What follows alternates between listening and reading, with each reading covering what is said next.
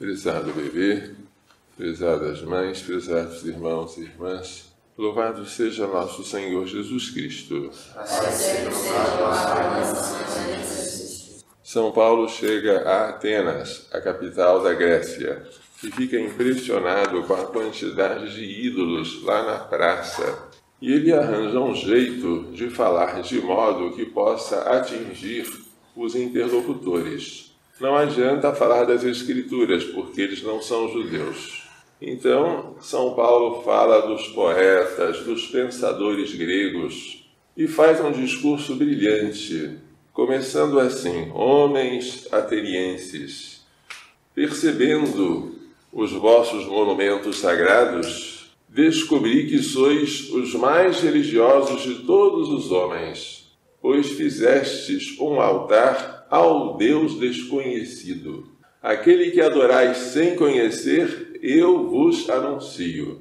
É o Deus que criou o céu e a terra, que não é servido por mãos humanas, que não é semelhante ao bronze e à prata nem ao ouro, que é, como alguns dos vossos disseram, aí ele vai citar poetas e pensadores gregos, semelhante a nós, porque nós somos da raça do próprio Deus.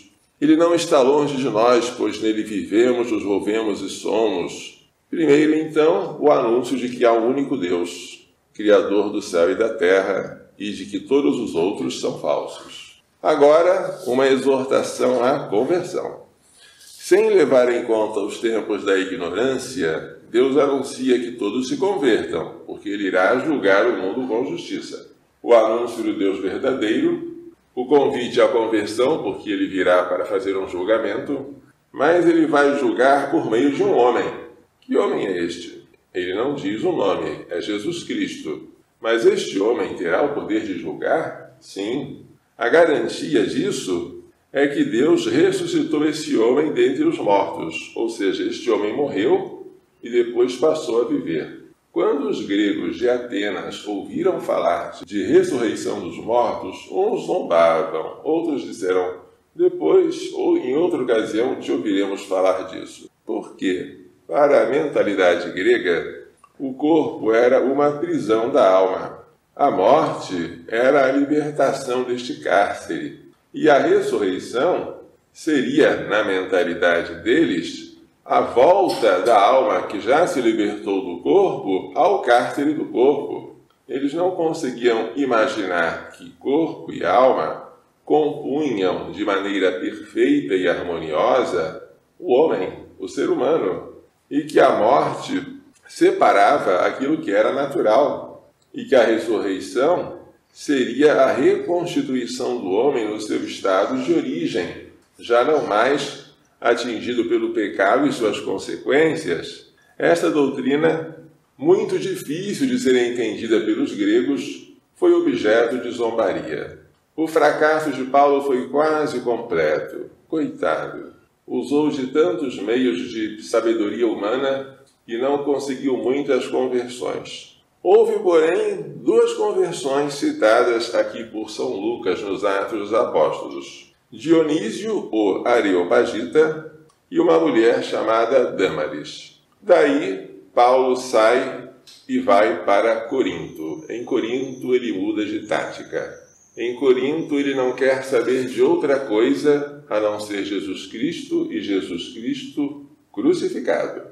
Porque em Atenas, se vocês prestarem bem atenção, ele falou de Jesus, mas falou de Jesus ressuscitado. Ele não falou da cruz. Em Corinto, ele só vai falar da cruz. Vai falar da ressurreição também, claro, mas a cruz estará no centro. A cruz, que é um escândalo para os judeus, que é loucura para os gregos, ela é, dirá São Paulo, poder de Deus e sabedoria de Deus. Isso é um exemplo para nós. Se quisermos falar de Jesus sem que seja vã a nossa pregação e sem que o nosso resultado seja pífio, não devemos esquecer a cruz. Falemos de Jesus ressuscitado, sim, porque se ele não ressuscitou é vã a nossa fé. Mas falemos que antes de ressuscitar ele morreu, e que ao morrer ele deu a vida por nós, e que ninguém tem maior amor do que aquele que dá a vida pelos seus amigos. Ainda hoje os protestantes, que gostam tanto de falar de Jesus ressuscitado,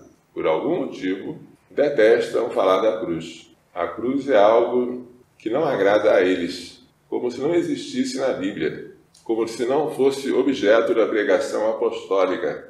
Parece que os nossos irmãos separados não aprenderam a lição que Paulo aprendeu com o fracasso de Atenas. O Evangelho de hoje fala de Jesus na última ceia prometendo o Espírito Santo, que ele chama Espírito da Verdade. Jesus está falando muitas coisas. Quem lê os capítulos de São João da última ceia impressiona-se. É muito grande o discurso de Jesus. Mas Jesus teria ainda muitas outras coisas a dizer. Só que, naquele momento, os discípulos não são capazes de compreendê-las. Não adianta falar muito quando a mente do ouvinte é curta de inteligência. Mas quando vier o Espírito da Verdade, esse Espírito virá no dia de Pentecostes, ele vos conduzirá à verdade completa, porque ele não falará por si mesmo, mas falará do que tiver ouvido, e até as coisas futuras vos anunciará. O Espírito Santo vai recordar aos discípulos aquilo que Jesus falou e vai fazer com que eles entendam, e o Espírito Santo vai anunciar também coisas futuras. Ele me glorificará, porque receberá do que é meu e vos anunciará. Tudo que o Pai tem é meu. Por isso eu disse que aquilo que ele receberá e vos anunciará é meu. O Espírito Santo procede do Pai e do Filho. Ele é o laço de amor entre o Pai e o Filho. E é ele quem completa a obra da salvação. O Pai envia o Filho. O Filho é sacrificado e merece agora o dom do Espírito Santo. O Espírito Santo conduz a Igreja à verdade completa. A revelação já terminou com a morte do último apóstolo, que é São João. Porém, a compreensão daquilo que foi revelado vai crescendo nos séculos. A Igreja não inventa nem cria verdades. Ela vai aprofundando o entendimento das verdades que foram reveladas. O Espírito Santo continua a agir na Igreja e vai agir para sempre. E o Espírito Santo que nós recebemos no batismo, se nós não formos resistentes e desobedientes a ele, fará em nós maravilhas, como fez em Nossa Senhora. Em Nossa Senhora, o Espírito Santo fez nada menos do que ela se tornasse mãe do Filho de Deus. Não é à toa que ela diz: o Senhor fez em mim maravilhas, santo é o seu nome. Que ele possa fazer maravilhas em nós, a exemplo do que fez nela. Que ela nos faça entender e pôr em prática as lições desta liturgia. Louvado seja nosso Senhor Jesus Cristo. Assim seja.